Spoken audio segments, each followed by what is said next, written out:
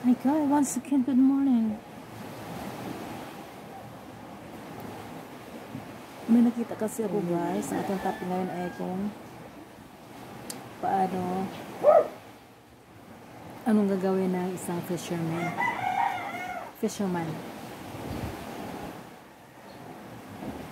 Kung makahuli sila ng malaking isda. Kasi sa pagkakaalam ko is, pag halimbawa malaking isda, so nakapasok yan sa fish net, anuhin muna nila yun guys, yung gawaan muna ng drama yung isda. Hindi yun pwedeng i-carry up agad at ilagay sa loob ng fishing boat. Ang gagawin ng mga fishermen yan is papatayin muna nila yung big fish. Papaluin muna nila yung ulo ng boat paddle. And then after na magluya na mahihina na yung malaking isda, super laking isda, mahihina na. Hindi na siya pwedeng lumaban. Kasi lumalaban yan sila guys. Pwedeng talunan ka dyan sa boat para matumba ka. Mahulog ka sa boat. Yung iba pa nga, yung may mga isda na may mga tulis yung sa mouth nila. Meron sila mga swords fish. Tutusukin nila yung tao. Yung fisherman. Maraming nangyari sa ganyan. So, pagka natusok, siyempre, ano mangyari? Mawala ng buhay yung tao. Lumalaban po yan sila. So, kaya isda at saka fisherman, pagalingan yan. Utakan yan, pagalingan yan. So, kung sila fighting each other, papaluin ni fisherman ang isda sa ulo talaga para mawala ng malay o mamatay yung isda, yung big fish. Kasi hindi lang pwedeng ikarga yan sa boat na buhay na buhay. Pwedeng mataob yung boat sa kalikutan yan. Sobrang lakas po ng mga isda na yan. Sobrang lakas na yan. Siyempre everyday buhay nila is langoy. So full of exercise, diba? So malakas sila. So bago yan sila ipasok sa boat, papaluin nila. Patayin mo na sila. Kaya pag ganyan sigurado ang fish net niya na isira. Masisira yung pambaling na net. Kasi sa laki ba naman ng isda, maglugnot yan. So makawala. Tapos pagpalo pa, malakas yung palo niya. Para yatang kabayo yun. Malakas niya. Pag malaki isda. Ay, basa-basa guys. Yung buhay ng mga mangingisda. Like, last night, lakas ng hangin, lakas ng kidlat. Tinitingnan ko yung laot ng mga fishermen. Unti-unti silang nagsiuwian. Kasi delikado. Malaki ang alon, malakas ang hangin. May kidlat pa. Grabe yung kidlat. Yung the other night, ganun din. Lakas ng ulan. Kagabi. Heavy rains kagabi. Gumagalaw ang bahay.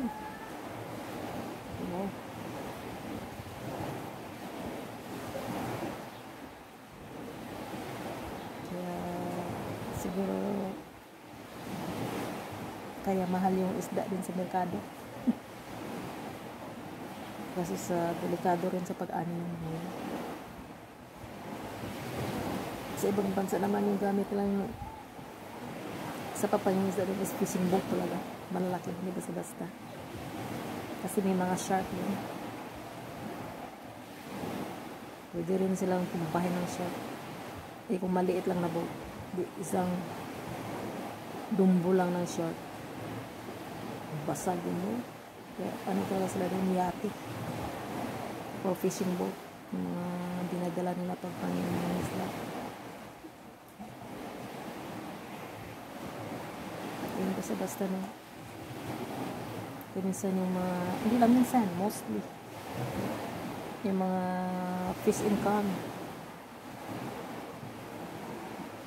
mahal kasi takumbas is buhay sa pagiging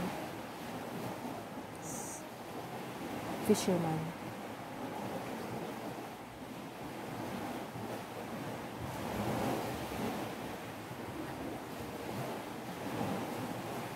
Na-amaze ako kahapon.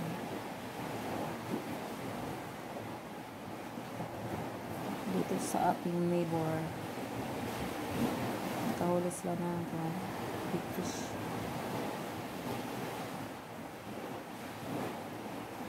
So, isda na yun mga po. Isang dito. May isang dito. Tapos yung katawan niya is nasa mga kung sa hips pa ng tao, nasa mga nasa mga 30. Malaki. Meat fish na yun. Pagka malalaking isda, meat fish na ang tawag. Masarap yun gawing salmon in can. Yan. Salmon is malasog in can. Kasi iba rin yung salmon.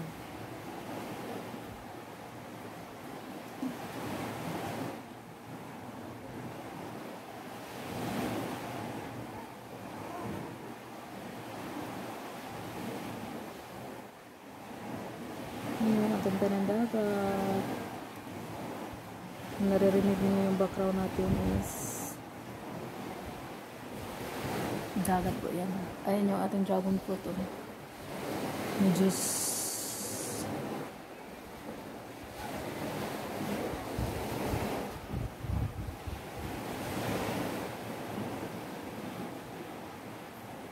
Ating taro is here.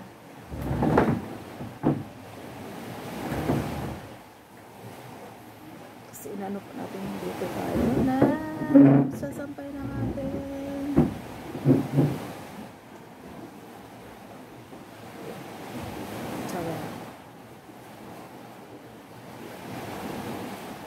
My cooking area is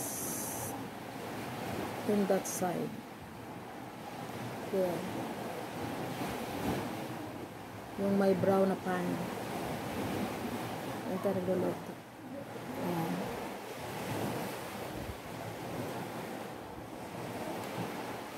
Sabit lang natin yung mga pan natin para hindi malataya ng ukok.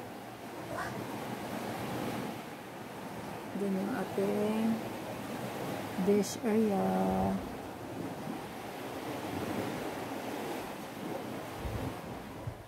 Simpleng buhay guys, simpleng saya.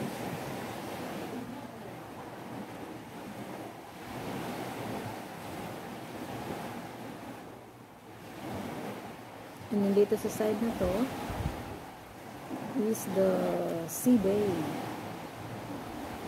side.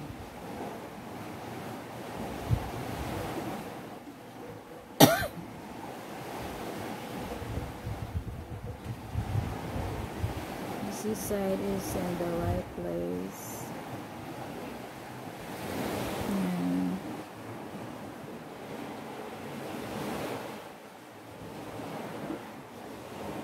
Hindi tayo maalam guys.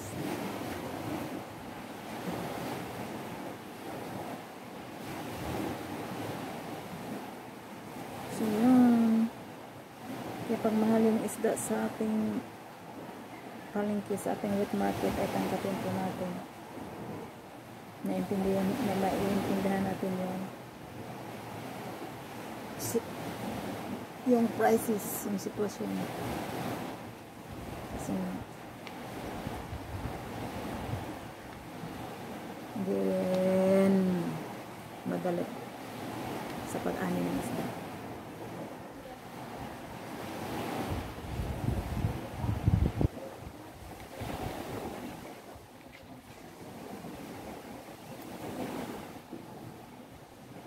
Ito yung ating unsweetened red wine. Pero no alcohol to guys ha. Only boiled water. Cold boiled water. Ang andi dito. And then we added dragon fruit juice. So ito. Hindi natin ito mamumutlak.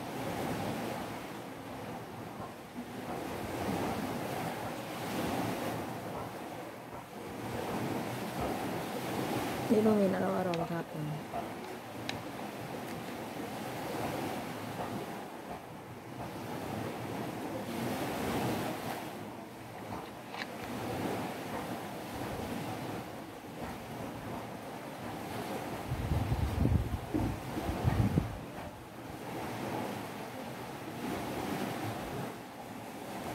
Mainom din tayo ng fish oil. Mainom lang ng fish oil guys. Kasi pang dilute ng ating blood.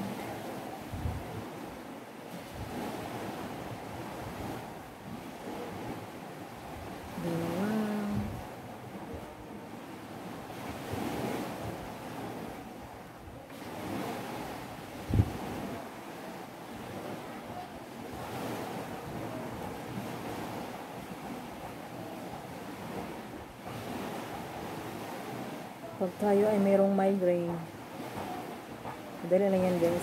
Ito lang guys, oh. Hawakan natin yan. Hila. Hila. Hilain guys, hilain.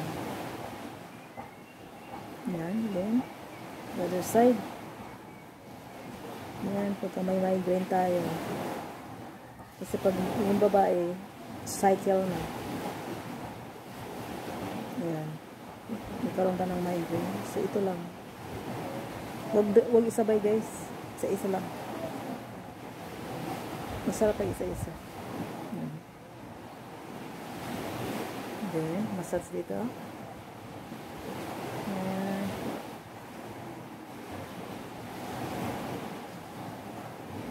Masarap dito guys pag na-massage.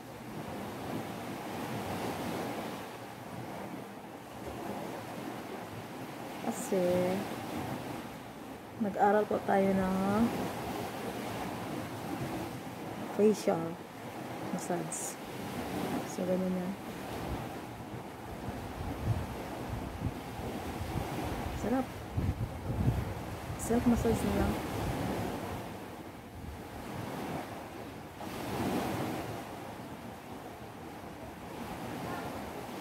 Dito. Medyo natin sa kilay. Ayan. Massage sa kilay.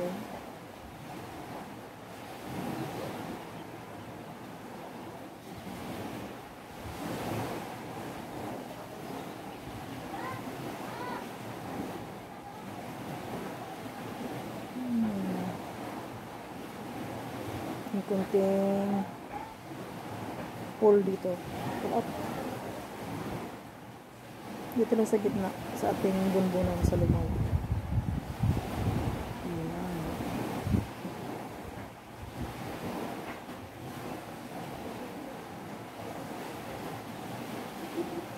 Sarap. Tapos dito sa likod. Oh. Dito lang sa ears. Dito sa likod ng ears. Ito dito. Yung parang dalawang bilog. Left and right. Dito. Doktor talaga may sabi eh. Ito lang dito i-massage. So, dito sa gitna sa bato. Dito lang itong parang may bilog dito na dalawa. Sa kuan abay sa atong brain. Yan na, ganda ng pakiramdam ko. Yan na po guys. Oh.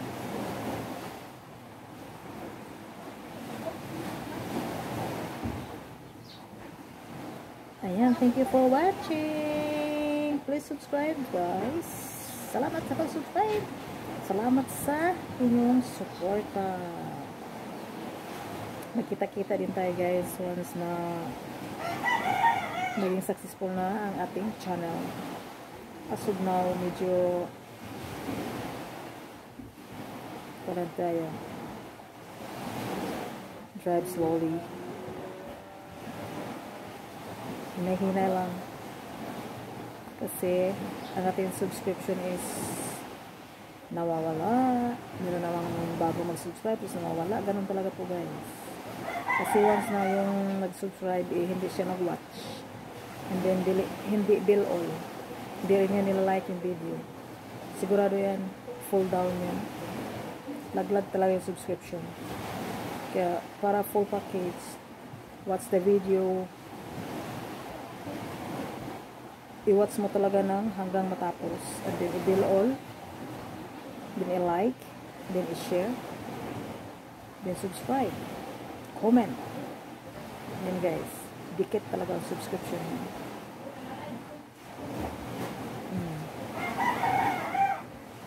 So, ganun lang guys. Okay? Thank you very much. God bless. Ingat po tayo lahat. Salamat sa Diyos.